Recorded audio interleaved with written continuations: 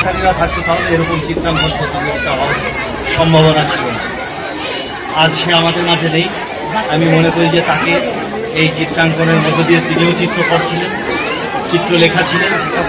তার চিত্রকর্মের আমি একজন সমর্থক ছিলাম, ভক্ত ছিলাম, পছন্দ করতাম এবং ব্যক্তিগত জীবনে উনি আমার অত্যন্ত প্রভাব বিস্তার করে আছে আমার। এবং ঝিনাইদহ মাটিতে আমার মনে পড়ে যে ঝিনাইদহ মাটিতে প্রথম এই মানুষটিকে আমি কেন্দ্রীয় শহীদ মিনারে নিয়ে এসে তাকে সম্মানিত করতে পেরেছিলাম, এইটুকু আমার ভালো লাগে। তারপরে অনেকে আস্তে আস্তে তার কৃতকর্মটা জানতে শুরু করে। তো যাই হোক, আজকে এই প্রচণ্ড গরমের মধ্যেও এই শিশুরা প্রতিযোগিতা করছে এবং যারা আয়োজন করেছে তাদের সকলের সফলতা কামনা করছে এবং সুন্দর ভবিষ্যৎ একটি বিনির্মাণ হোক ওদের রং তুলিতে, ওদের স্বপ্নে, ওদের চিন্তায়, ওদের ভাবনায় একটি সুন্দর বাংলাদেশে এই প্রত্যাশা ব্যক্ত করছে। সবাইকে ধন্যবাদ প্রিয় বড় ভাই। আপনারা শুনলেন আমাদের প্রিয় বড় ভাই গঠনমূলক কিছু বক্তৃতা। আশা করি আমরা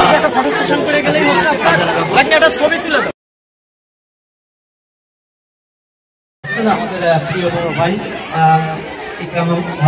ভাই আমাদের এই সিলেবাস প্রতিযোগিতায় উপস্থিত হয়েছেন। প্রিয় বড় ভাইকে অসংখ্য ধন্যবাদ জানাচ্ছি।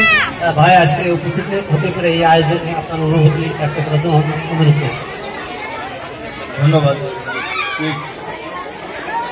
শিল্পদেশ একাডেমি আজকে যে চিত্রাঙ্কন প্রতিযোগিতা আমাকে অভিভূত করেছে, আসলে সবসময় চিত্রাঙ্কন প্রতিযোগিতাগুলো আমাকে অভিভূত করে।